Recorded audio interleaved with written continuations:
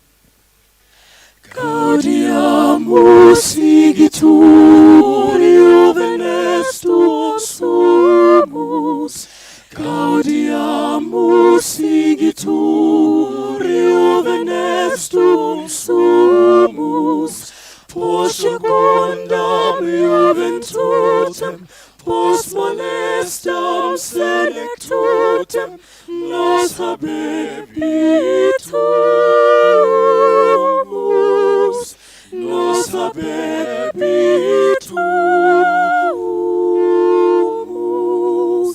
Vivat academia, vivat professores, vivat academia, vivat professores, vivat membrum quelibet, vivat membrum quelibet, semper sinti flore, semper sinti flore.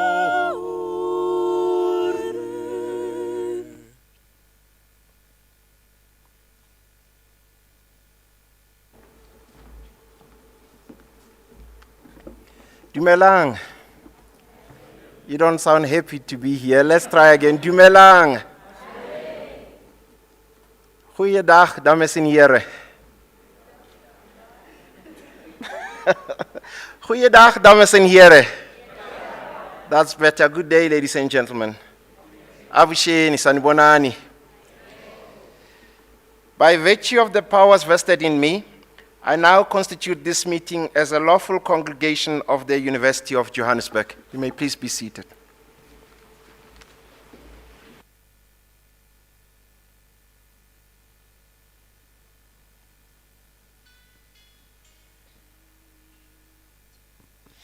Sithandwa senhliziyo wethemba lami helele mafohloza lavi wesitu wami sithandwa sami lavi wami mafohloza dali wami helele mafohloza kuba buhlungu inhliziyo wethemba lami uma ngicabanga nawe lavi what you do wami sithandwa sami lavi wami mafohloza dali wami helele mafohloza dali lavi sweetie waze wangiphatha kahle ulale sifubeni dali lavi sweetie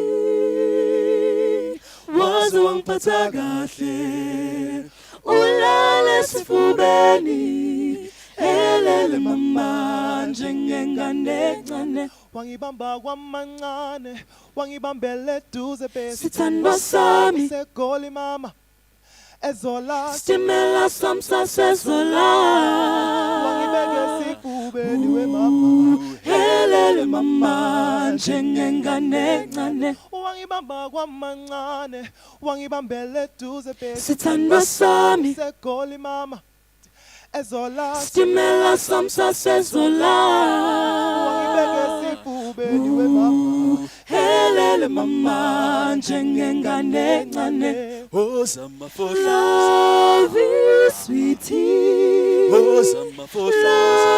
you sweetie what to do wami sithandwa sami love you wami mafohloza dali wami helele mafohloza love you sweetie love you sweetie what to do wami sithandwa sami love you wami mafohloza dali wami helele mafohloza.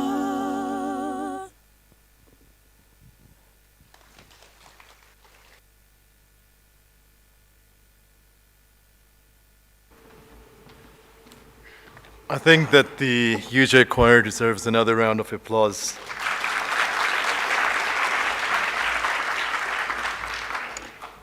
Chancellor, I'd like to first ask the honorary doctorate recipient today to please stand up, since I will now introduce you.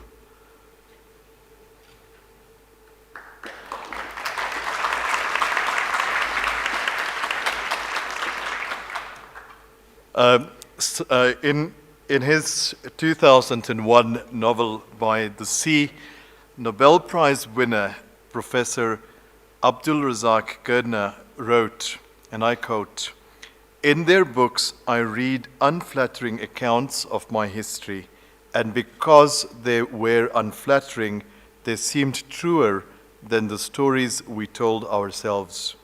I read about the diseases that tormented us, about the future that lay before us, around the world we lived in and our place in it.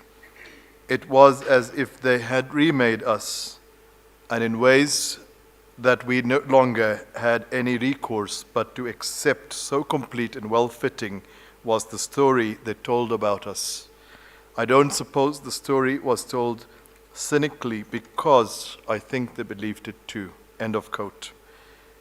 Professor Gurnah's words reflect on the important but often unspoken experiences of colonialism, being a refugee, displacement in an uncertain world, and reclamation of these narratives. As he phrased it as at his Nobel lecture in 2021, he began writing, and I quote, "in refusal of the self-assured summaries of people who despised and belittled us," close quote. The weight of these often forgotten stories and narratives is profound and reverberates beyond his own context. According to the United Nations High Commissioner for Refugees, UNCHR, at the end of 2021, there were 89.3 million forcibly displaced people, of which an estimated 36.5 million are children below 18. In the past decade, the global refugee population has more than doubled, and scholars are not shying away from the term refugee crisis. The increasing population of refugees represents a generation grappling with uncertainty around their place in a turbulent and fractured world.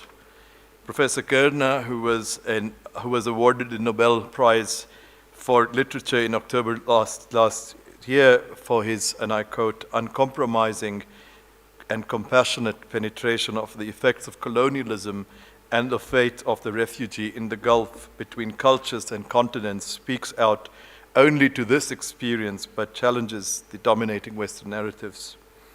To place Professor Gurnah's own history into context, he was born in Tanzania in 1948 in what is now referred to as Zanzibar. When he was 18, he fled to the United Kingdom as a refugee following the overthrow of the ruling Arab elite in the Zanzibar Revolution, which has been described as the most violent outbreak of anti-Arab violence in the post-colonial African history. As the revolution unfolded, the killing and expulsion of a large number of Arabs was coupled with the nationalization and redistribution of land. Professor Gurnah, who was on a family holiday in Dar es Salaam on the day of the revolution, but watched on as Zanzibar's fleeing sultan and former British officials arrived at its port. When he returned to Zanzibar, he drove past the destruction and realized the impact of what had transpired. In the aftermath, it became apparent that there was little future for Professor Gurnah and his brother if they stayed. As Professor Gurnah studied in England and settled into a new life, he wrote voraciously about his experiences as the feeling of being dislocated crept in. As Gurnah began the writing process, he had the deeply unsettling realization that, I quote, a new, simpler history was being constructed, transforming and even obliterating what had happened, close quote. His work challenges imposed narratives and represents a real, painful, but true retelling of history and experience. It explores themes of exile and diaspora, identity and uprootedness, migration and displacement, alienation and belonging, and memory and loss. These are themes that reverberate through the global South and speaks to many of our own experiences despite differing contexts. The nomination of Professor Abdulrazak Gurnah for a UJ honorary doctorate is premised on this invaluable contribution to literature, his delving into the topics and themes that derive from colonial experiences and trauma, the need to tell the histories of migration, refugee plight, and deep historic and ongoing social injustices. We too are a deeply fractured nation grappling with the legacy of colonialism and apartheid. As recent years have demonstrated, the shift to decolonizing our systems and structures is a painful but necessary process. Professor Gurnah's work has demonstrated what it means to decolonize our narratives in the exploring of our fractured past with deep and pressing desire to reimagine a more equitable future. This fundamentally speaks to UJ's vision. This honorary doctorate represents Professor Gurnah's stature in this space and his fight for our own stories, even though ugly, even though painful to be told. It is thus an honor to confer this doctorate on Professor Gurnah as the legacy of his work and the power of his words that continue to inspire and challenge us. Now you can imagine that I can have Professor Gurnah standing for a while if I continue and say more. And for that reason, I will pause on that account of the laudatio. With that, Chancellor, I now request you to confer the degree Philosophiae Doctor Honoris Causa in Literature on Abdulrazak Salim Gurnah. By virtue of the powers vested in me, I now confer the degree Philosophiae Doctor Honoris Causa in Literature on Abdulrazak Salim Gurnah.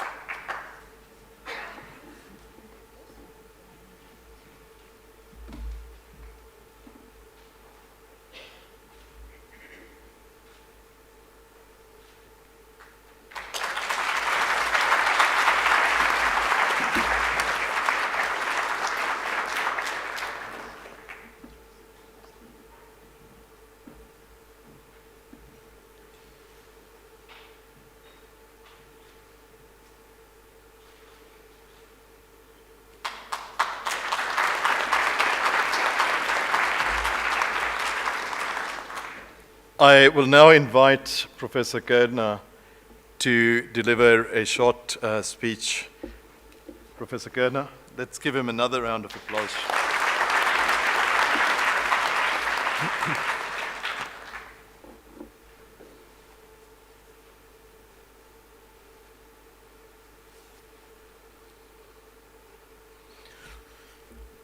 Hello, everybody. It's a great pleasure and honor to be here. For a moment, I thought I was going to have to kneel on that thing. You know, like when they do that sort of stuff, you know. Anyway, it's good to be here, especially for such an occasion, but in any case, it's good to be here. The subject, colonialism and the refugee experience, was one that was suggested to me, and it recalled a conversation I overheard, which was, why are they still talking about this colonialism when it's over? I remember Gordon Brown, when he was Prime Minister some years ago, visiting Tanzania and giving a press conference in Dar es Salaam. His wife apparently was either born or went to school in Tanzania. I can't remember which exactly. So he felt he had some connection. And somebody asked him a question, I suppose, about what's left, the consequences of British colonialism. And he said something like that. Why are you still talking about colonialism when it's over? Well, because it isn't, I guess, is why we're still talking about it. So I'm going to take you a long way away from now to begin thinking about this issue of refugees, or perhaps both refugees and colonialism.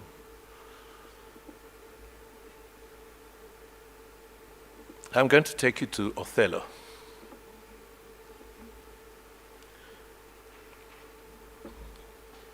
The lines from the opening scene of Othello include when Rodrigo comes to warn Desdemona's father of the designs of, I quote, the extravagant and wheeling stranger of here and everywhere. I'm guessing that most of you know, but that could be a mistaken guess. So essentially, Othello is a Moor, that is a Moroccan mercenary who is employed by the city of Venice, and he falls in love, and she falls back in love with a young noblewoman, Desdemona.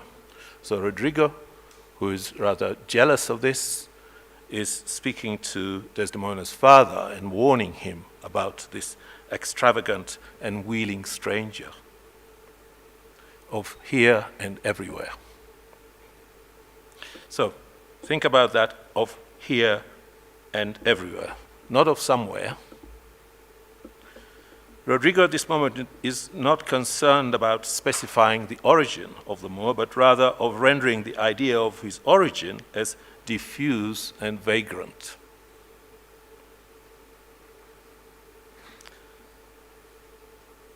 Perhaps these lines did not come to mind arbitrarily when I was thinking about this, but they certainly came unsummoned. I think this is not only because of the subject of the play, the love of the Moor for a Venetian woman, and hence all about how we live together, but also because we associate the Elizabethan period with the beginnings of imperialism. Mercantile naval adventures across oceans, the inauguration of the Atlantic slave trade, the planting, nice word, the planting of colonies in other people's territories. The increasing contact with cultures and peoples meant that they needed to be described and made comprehensible. But the desire to describe was not only concerned to render the exotic explicable. Here's another episode, which is contemporary with Shakespeare's play. In the last decades of the 16th century in England, an unprecedented series of inquiries were ordered by the highest councils in the kingdom, the Queen's Privy Council. The inquiry was into the condition and nature of strangers in the country, or more precisely, into the condition and nature of strangers settled among us. These inquiries were prompted by the perception that immigration, as we would learn to call it, had become a flood, a perception which had already prompted exclusionist speeches in Parliament, riots, and violent attacks in the streets, threatening pamphlets by guilds and apprentices, and warning sermons by the clergy. Sounds familiar? Strangers had been coming to England throughout the medieval period, and there were laws governing their rights and the limits to their rights concerning property and trading practices. What was different on this occasion was the scale of the immigration compared to the historical precedent. The numbers were not huge by contemporary standards, a few thousands over a period of 2 decades. But in appearance, they seemed alarming, both statistically as well as in the visible concentration of the strangers in particular areas of the cities and provinces. The motives of the strangers were also mixed. Whereas before they had been largely commercial, this new influx was influenced by the political position of England as Protestant haven. The strangers in this case were Huguenot French and Protestant Dutch, and many of them had come to stay. The reception of the strangers demonstrates, perhaps initiates, the twin traditions in Britain of asylum and xenophobia that are still competing today in the debates about asylum seekers. Examples of xenophobia in English history are plentiful prior to the moment in question here, from the expulsion and beggaring of Jews in 1290 to the Peasants' Revolt of 1381, during which scores of foreigners, mostly Flemish workers, were deliberately sought out and beheaded by the rebellious citizens, even though they were irrelevant to the grievances behind the uprising. In between such frenzied acts of xenophobia were the daily lesser persecutions in English institutions and laws concerning property, trade, and the professions, as well as the casual hostility and harassment of individuals recorded by a variety of foreign visitors.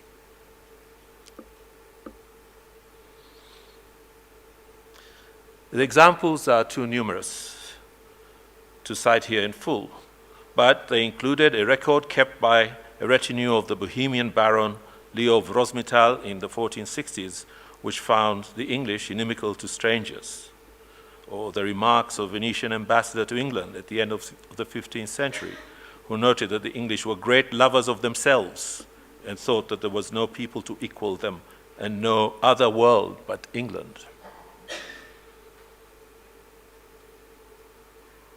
The point is not to say that English xenophobia was unique in Europe, but with the increasing identification of 16th century England as a Protestant sanctuary, this hostility is twinned with asylum, which is enacted as a centralized state policy with its own complex and actively interventionist bureaucracy. My interest here is not to give you a history lesson, but to say we are in familiar territory now is not something that is new. My interest here is not in exploring the historical consequences of this policy, which despite the tensions it generated in English society, probably was highly influential in preparing the English economy for expansion, Rather, I'm interested in indicating a historical moment when one of the strands of the modern find a similar ambivalence between hostility and affirmation, and underlying it is skepticism about the possibility of living together. In recent times, we have witnessed a strange panic in Europe about the arrival of refugees. I'm suggesting that not only is it not anything new, but one that convulsed Europe throughout the centuries as a result of its relentless wars with each other. The 19th century, for example, had already seen large movements of people from Europe to North America, but even larger numbers to what we now call the global south. Australia, New Zealand, and of course South Africa. These were not refugees, or at least not all of them were refugees.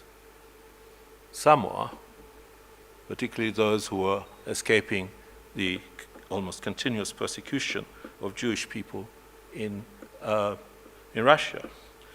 But most of them were not refugees, but people empowered by the expansionist ideology of their states to displace and dispossess non-European people of their rights and their lands, and to call this a civilizing mission. I guess you're familiar with that historical episode. The incredible destruction of the 20th century wars saw not only the pulverization of prosperous and densely populated European cities, but an unprecedented forced transfer of people at the end of the war and during the war. What else is a refugee but this creature? So how quickly it seems that Europe has forgotten this experience. This experience of upheaval and threat to life.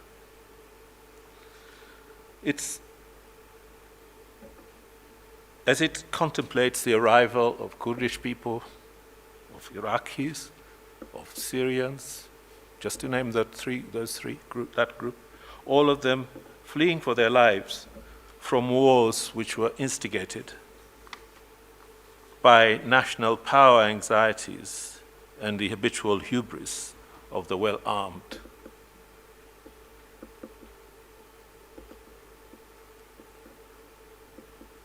For a moment, let's just think, what is a refugee? The word now just tumbles out of our lips. Refugee, particularly if you're in Europe.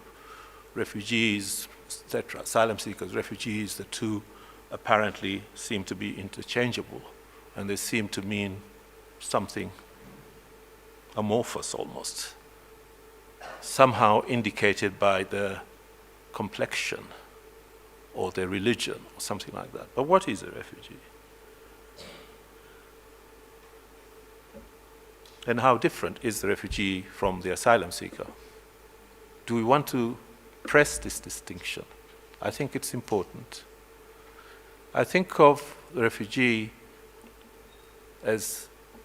or refugees as people whose lives are at risk.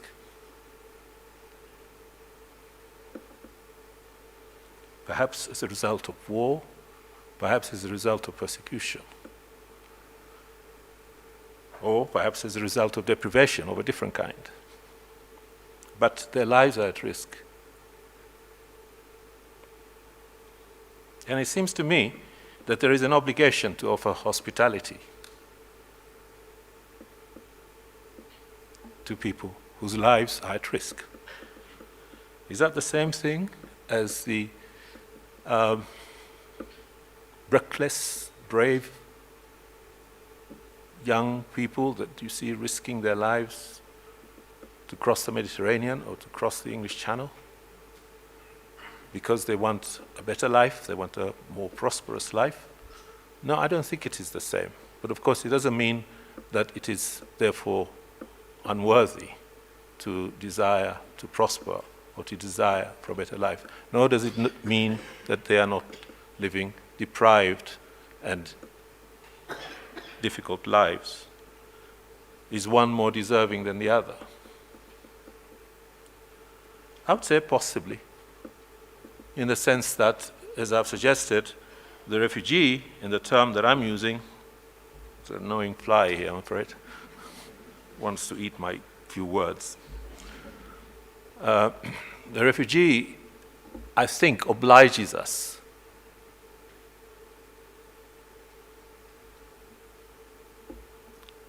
to offer hospitality. Whereas the asylum seeker, we can make a national policy out of that and say we will take 3,000, but we won't take more, etc. Instead, what we have is this combination of these two and this idea, and both of them are narrated, described in criminalizing words and treated as if they are, in fact, beggars or cheats or worse.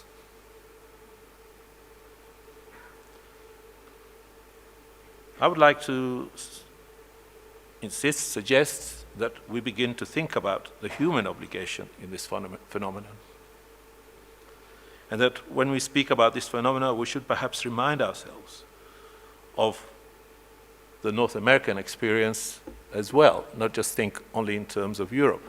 That is to say, the colonization of the continent was also a deprivation of the rights and lands of native people, some of whom now have no recourse but to seek some of the prosperity their oppression has produced.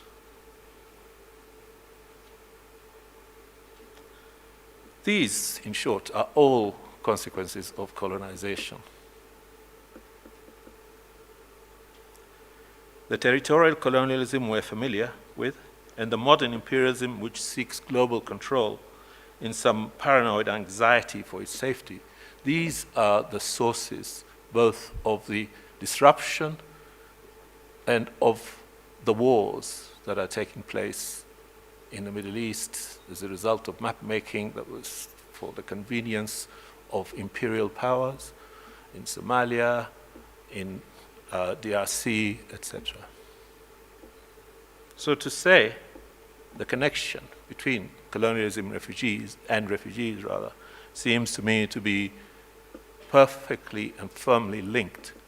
Indeed, the response to the appearance of people in need in Europe, as if it's an invasion or as if it's something almost like a disease, they will spoil, ruin, infect, that sort of,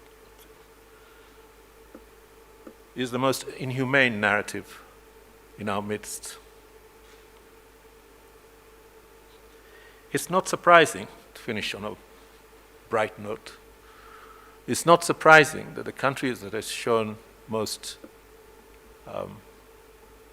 sympathy for the needs of the Kurdish people and Syrian people fleeing the wars in their countries, it's not surprising that the country that has done this is Germany. Because, of course, the wars that I referred to in the 20th century, at the end of that war, millions of Germans found themselves on the move because they were being expelled from places that they had lived in and thought they belonged to for centuries. It's not, in other words, a unique experience of Africans or of Kurds or of Syrians.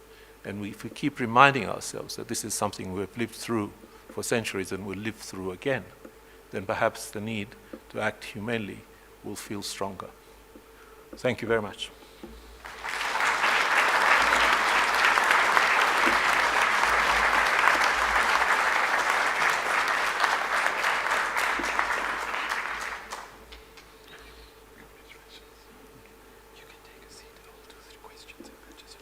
Okay.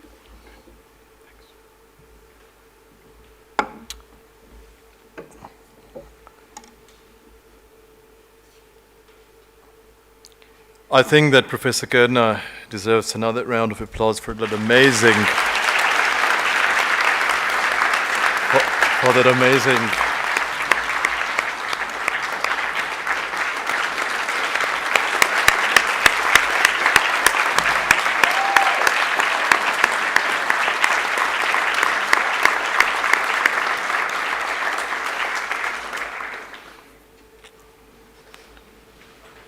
It was absolutely remarkable.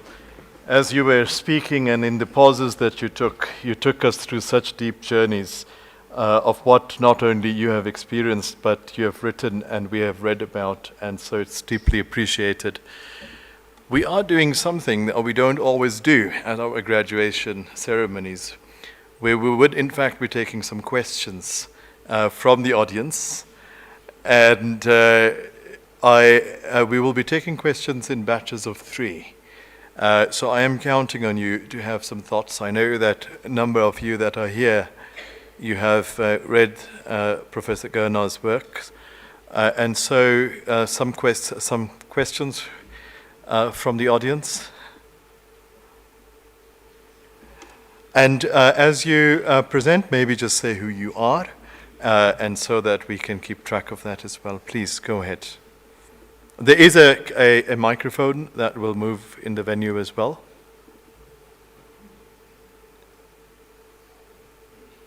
I'm trying to locate my colleague that is doing that.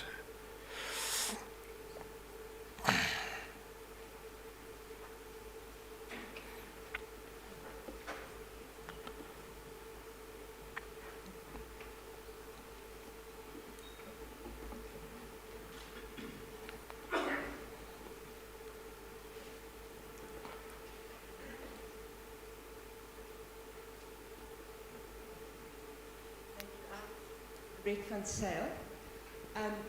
Professor, I've had the pleasure of reading most of your work. And every time you read a book, except for Paradise, you think, is this biographical? And I've sort of, in my mind, I think every book has a bit of biography of yours. Or is it autobiographical? And do you mind telling us, is it your own, well, bits of your life in every book, or is it just all fictional? Thank you. Great, thank you for that question. We'll take 1 or 2 additional questions, and then I'll be coming to Professor Gurnah to respond to them. So, additional questions?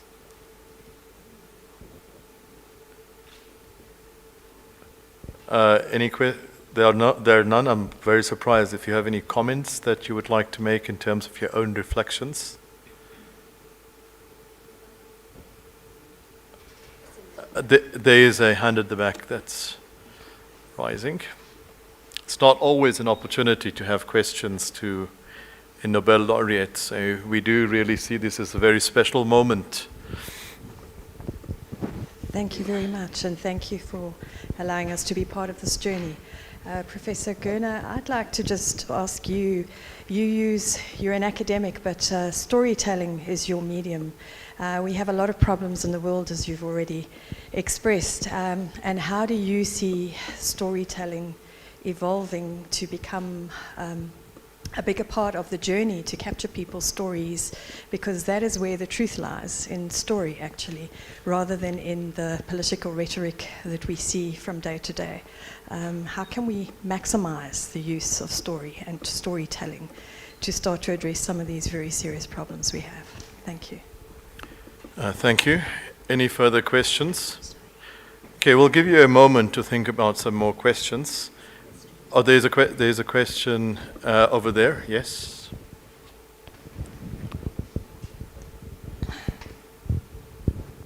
Thank you, Professor. It's an honor to be here.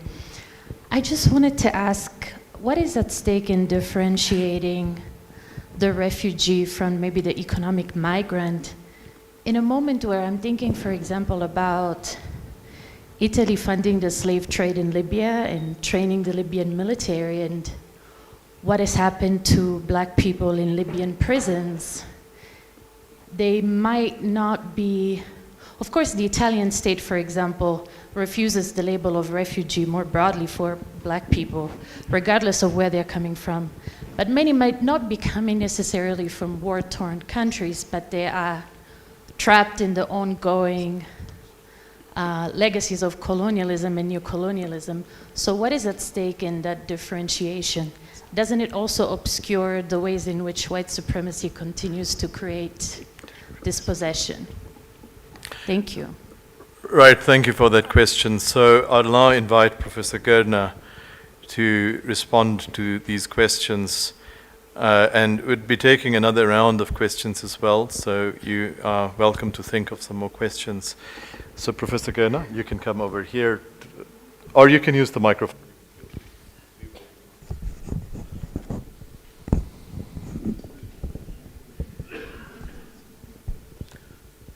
Okay, the first one about autobiography and so on. Well, it's not deliberately autobiographical, but as a writer, I write about what I know. And what I know comes through both personal experience, which might be my own, or personal experience in the sense of some knowing about somebody and what has happened to them, or I might read about it, and the rest I imagine. So, I mean, if you were to take those books as autobiographical, I would have been spanning centuries, as well as living in several different countries and so on, which is not the case. But I will take it that it seems true, something like that. I'll take it as a kind of a flattery, as you were, that what you read seems like it happened to a person. But quite a lot of it is not about me, but about, as I say, things that may have happened to me or might have witnessed or whatever. It used to bother me when people said, is it autobiographical? The reason for that is because I thought that suggests that it's kind of unmediated, just writing your life kind of thing, rather than you're fashioning something. In other words, you're making art, as well. But I'm not quite so nervous about it now, because I think, I do think that certain kinds of writing does rely very much on experience, on what the writer knows, and therefore there's a possibility of overlapping life with fiction to some extent. The second question was about stories and how stories function, and whether the stories are ways of delivering, as it were, what is happening and how to understand it. I think that's very true. But I don't want to necessarily suggest that that's the only way as well. You know, I think scholarship does its part, stories, fiction. I think of what fiction does, for example, as making the bridge, as it were, between what scholarship does, what research does, which of course is restricted to some extent by the formalities of the discipline, as it were. If you're writing history, you can't just imagine the situation. You have to look at evidence, you have to cite sources, you have to do this, you have to do that, which makes it not easily consumable, as it were, for the general reader. You yourself have to be a scholar in that discipline to be able to follow what is being suggested or what is being proposed. A writer of fiction doesn't have this problem, because the person reading it doesn't have to assume this is a fact, but a way of understanding whatever it is that is being evoked. And it could be you have a different opinion. Well and good, nobody's forcing you not to. Whereas I think a historical, say, I'm using history as an example, a historical narrative would have to be fairly sure that it can stand by whatever it is proposing. Of course, a fiction writer also has to feel like that too, but it's more like speculative rather than saying this is what happened. So I think both work.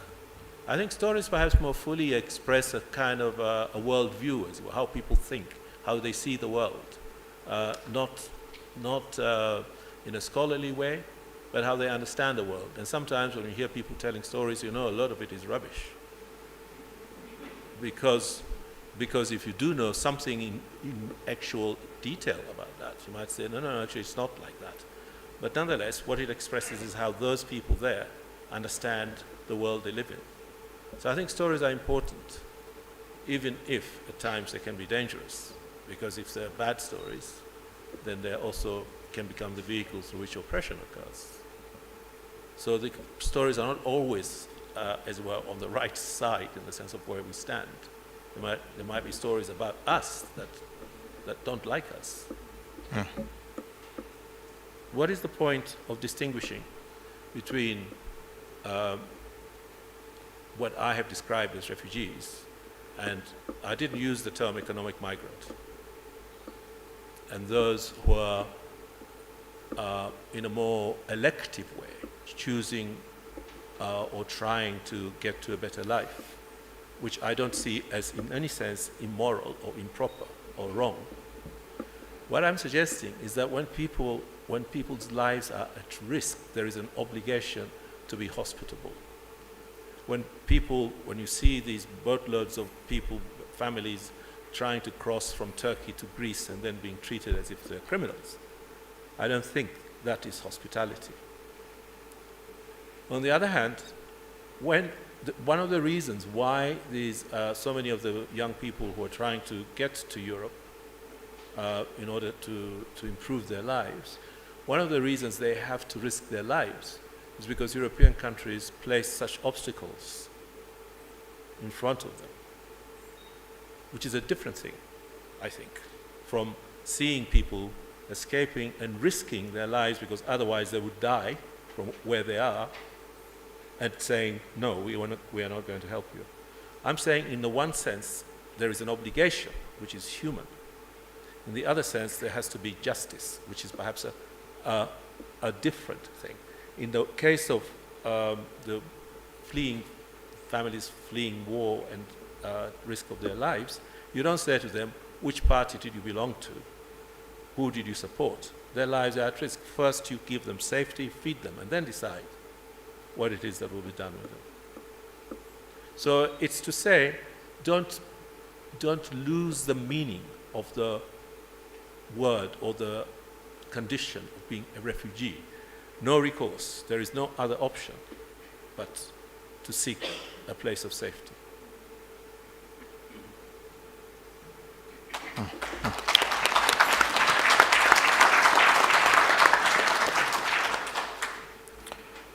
Right, we'll take another round of questions. This would be the final round of questions. Not seeing, here is one hand. And there is another. There is one right here, and then there is one over there.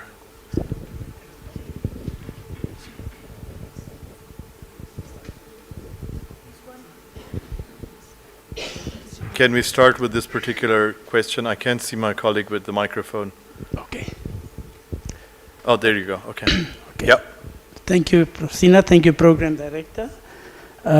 We have to utilize this opportunity, as you rightfully say. It's not always that we are in the auspicious presence of a Nobel laureate, so you use the opportunity. So thank you, Prof. Gurnah. I think I was quite moved with the narrative and the way you had articulate the experience of the refugee. I think you rightfully place. It's quite interesting how you place colonialism and the refugee experience, because these two dichotomies speaks directly to it, and much of the refugee debacle springs from as a result of colonialism, which has caused many hardship. Of course, it is experienced in the continent in different ways, and so that's just the comment. And of course, the humanity, as you rightfully said with your last statement there, there's no other way, It is the humanity aspect. Now I want to check with you, Prof Gurnah. Obviously the different continent deals differently with the refugee and migration experience. I want you to draw parallels between the African, the Asian, the European, and the American experience.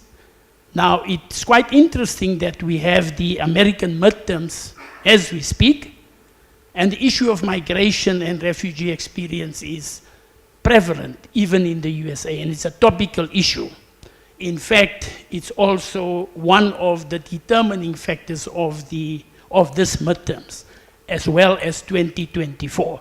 Now, we all know that Trump could be regarded as some kind of but obviously there is some sense also in it. So I would like you to just draw parallels between the continent's handling and experiences of the refugee experience, and perhaps also just refresh the issue of colonialism and the link with the refugee experience. Thank you.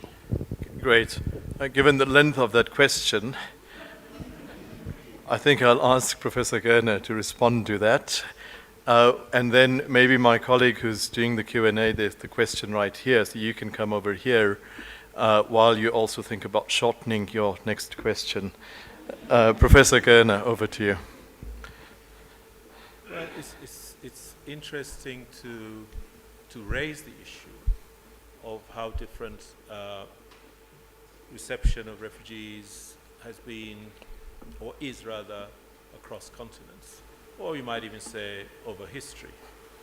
It seems to me, I mean, I don't know enough to answer your question, to tell you the simple truth, but I'm quite sure that it is different. At the moment, I mean, I suppose you could take the example of the Rohingya people in Myanmar. You could take the example of the Uyghur people in China, who are not exactly refugees, but are oppressed minorities. I think these details matter. What we have in the case of the examples I've been mentioning are clear cases of people who have to leave their country and can only, as far as they see, now you can say this is a mistake on their part, as far as they can see, the place of safety is Europe.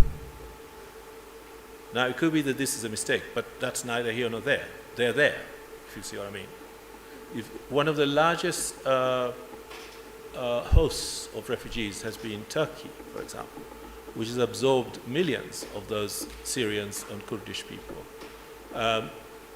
Obviously, they would be treated in ways which are not going to be to say, okay, neighbor, you're welcome, stay here. But millions have been accommodated. Now, we might say that's an example of a different approach. I don't know the details to say whether this is altogether humane, but it sounds to me more humane than allowing them to drown in the Aegean Sea. But I can't really answer your question about all these other continental differences because I don't know. As for what the American concerns, North American concerns with refugees from Central and South America, well, that's an ongoing, centuries-long issue. And every now and then it becomes a panic like it has now. But a lot of it is also a result of the expansionist policies of the United States itself in engaging, interfering, and expropriating both Mexican lands in the first instance, if you want to go back a little way, 150 years ago, and the continuing intervention in the politics and social lives of the states in South America and Latin America and Central America. So you impoverish people, they see prosperity over there, what the hell else can they do apart from try to get there? Yeah. Great. Yes, go ahead. Thank you so much, Professor. It's really a great honor to be in your presence as well. I'm Katya Sim, and I'm really going to go more practical. I work in a faculty of education, and on the coalface, a lot of your work sort of deals with the wrestling of identity. In a lot of our schools, we deal with children who are refugees, and our teachers have to be prepared for the work that they need to do beyond the curriculum. In other words, they've got to work with trauma, they've got to work with identity, and also, as we were reminded about the danger of a single story. And I wonder what your thoughts are on a more practical level about how one could use some literature, around the difficult conversations, around the unburdening, so to speak. So if reading leads towards better thought development, towards better writing, then what would your, comments be on a more practical level about the, use of literature, and particularly the works that you write? Okay, yes. Great. Can I? Yeah. Yes, I mean, there are people doing some really, really good work along those lines. I don't know about here, but there are people who are using writing as a way of encouraging, I guess, both narrative skills in the language that some of them are learning, but also a way of remembering and understanding, reflecting on. Of course, if they're young, they don't reflect in the way that an adult might, but nonetheless, there is something in the process of re-narrating or narrating an experience like that, which is a process of reflection. And I know for sure that this has worked with some schools, some of the places where refugees or children of refugees are being looked after. So I think that is important, that there is something in that. So, but I mean, how can you measure that? It's just that it's one of the ways, one of the things that enables people to kind of situate, I suppose, what has happened to them. It's not something that's going to go away. It's not like writing it means that they will remember it. They will remember it anyway, always. But writing, or that process of retelling events, I think has the ability to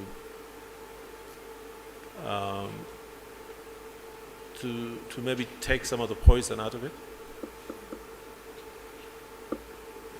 Yeah. Great, thank you. And the last final question. Geography. For instance, in a secular colonialism type, what is your observation of societal integration project? And for instance, Depends on the historical moment. If you compare the appearance of the Spanish conquistadores in the 16th century in South America and Mexico, to maybe other forms. And if you look through history, colonialism depends, European, I'm thinking, colonialism. Of course, there were other colonialisms as well. And particularly the overseas variety, as opposed, say, to the internal colonialism of the Russian Empire or the Chinese Empire, or indeed of the German Empire until the 19th century. That those were internal in the sense that they just colonized adjacent territories. But the difference particularly with the Spanish, the British, the French, and the Portuguese, is that they're overseas. So they're encountering people who are completely different from themselves, both in appearance, in religion, in language, etc. And the temptation to think of them as lesser human beings was obviously a great deal stronger.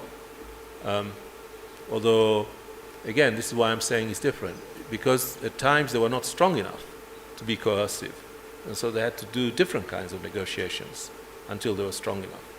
You take the example of, say, German colonialism in the 19th century. It comes at the peak of European technological superiority in the late 19th century. So they enter into, particularly in Africa, they enter into the colonial enterprise with this idea of domination, subjugation, obedience. There's no need to negotiate anything. And that is, I think, one of the reasons why the experience of German colonialism in Africa was so violent and brutal, both in this part of the world as well as in Deutsche Ostafrika, what then became Tanzania. By which time the British could be kind of like cool and say, no, no, no, we don't do things like that. We do things like, because they'd already done their killings. And they'd had a long, long time to take charge and control. So it's different, and we have to know, we have to be specific about what form these colonialism took in order to understand what really happened and to understand how to deal with them now. Thank you very much, Professor Gurnah. Let's give Professor Gurnah another round of applause.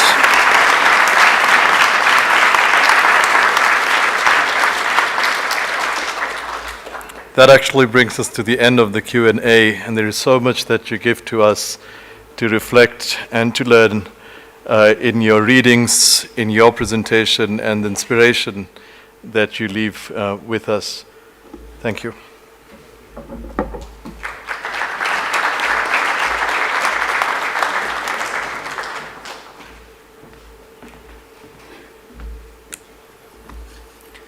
All I can say is wow. I saw, Professor Sina, you wanted to make sure that the audience sees that indeed UJ gave Prof an honorary doctorate, and I see our registrar is holding it there. Perhaps this is the right moment to hand that doctorate to Prof Gurnah. Thank you. I can promise you that scroll is not empty.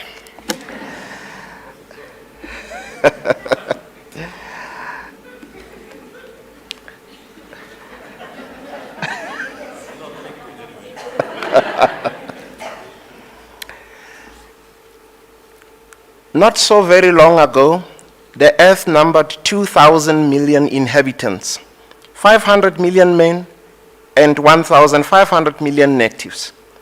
The former had the word, the others had the use of it. These are the opening lines of the preface of Frantz Fanon's The Wretched of the Earth. Fanon warned us that decolonization would be a difficult, often violent, but an incredibly necessary project in a post-colonial setting. Though in South Africa we have long been on a journey of decolonization, or arguably a reclamation of identities and systems, decolonization of knowledge certainly came to the fore once again in 2015 as the Fees Must Fall protest engulfed the nation. Though inclusive of a much broader debate around access to higher education, the movement centered around the need for Africa to reclaim its right to tell its stories, to explain its own history, and to take its place alongside other dominant knowledge systems. In his seminal work, Decolonizing the Mind, Ngugi wa Thiong'o wrote, open quote, "If we are to do anything about our individual and collective being today, then we have to coldly and consciously look at what imperialism has been doing to us and to our view of ourselves in the universe," close quote. This evening has represented this sentiment in practice. Professor Abdulrazak Gurnah's literary and academic legacy has echoed these very objectives and has represented the reclamation and telling of history from the perspective of the subject. This is the very embodiment of decolonization.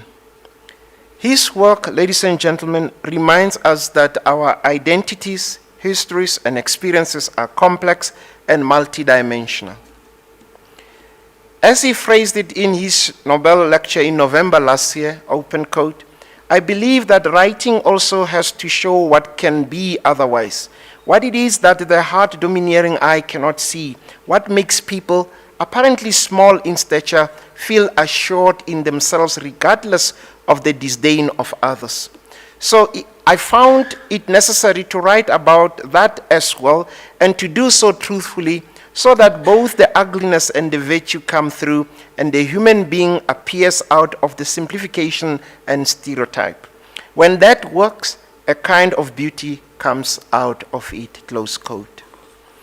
Our stories are not tidy, ladies and gentlemen. They are not compactly summed up and easily closed. They are complex and demand to be told. The Nigerian writer Chimamanda Ngozi Adichie, in a TED talk some years ago, warned of the danger of a single story. While American and British books she had read stirred her imagination and opened up new worlds for her, she says the unintended consequences was that she did not know that Africans could exist in literature. As she said, open quote, the single story creates stereotypes. And the problem with stereotypes is not that they are untrue, but that they are incomplete. They make one story become the only story, close quote. Gurnah's work is crucial in challenging this phenomenon. As Gurnah told the New York Times a few months ago, open quote, when I speak, I'm speaking as a voice among many. And if you hear an echo in your own experience, that's great, close quote. It has been an honor to host Prof Gurnah and award him with this honorary doctorate this evening. It represents our commitment to the project of decolonization, the emphasis on reimagining our future through a Pan-African lens and a celebration of the African voice, which, as Gurnah describes it, is about experience, not about where, a sentiment that demonstrates the impact of his words and our ability to resonate with his characters even against differing contexts. As Herbert Isaac Ernest Lomo said in the early decades of the 20th century, open quote, one thing so far we have been guilty of is neglecting our cultural men. They write and write, but very little is written about them. We need more books by Africans on Africa, close quote. Gurnah and his body of work represent this sentiment and remind us of the weight African narratives from the African point of view hold in this often challenging and fraught post-colonial setting. It reminds us that we hold the power to reclaiming and shaping the dominant narratives and that the current order can absolutely be changed. I thank you. Ke a leboha. Baya danki. Nyabonga.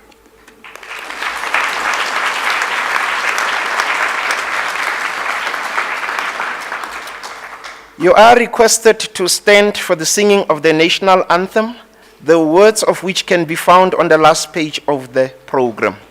Le kgopela hore le eme ka maoto ge go opela koša ya setšhaba yo mantši a yona a ka hwetšwa go letlakaleng la mafelelo la lenaneo.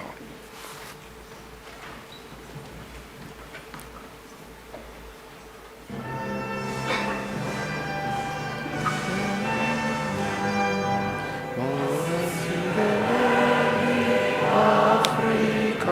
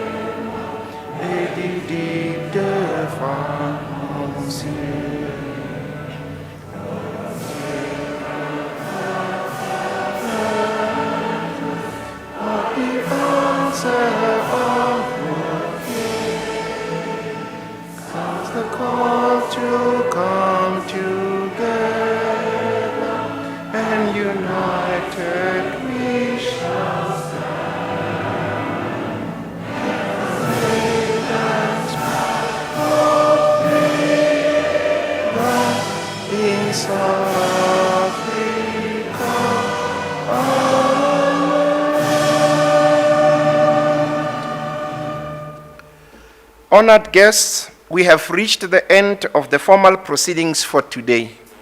You are invited to join us in the theatre foyer for some refreshments. By virtue of the powers vested in me, I now dissolve this congregation of the University of Johannesburg. Kragtens die bevoegdhede aan my toe vertrou, ontbind ek nou hierdie kongregasie van die Universiteit van Johannesburg. Thank you.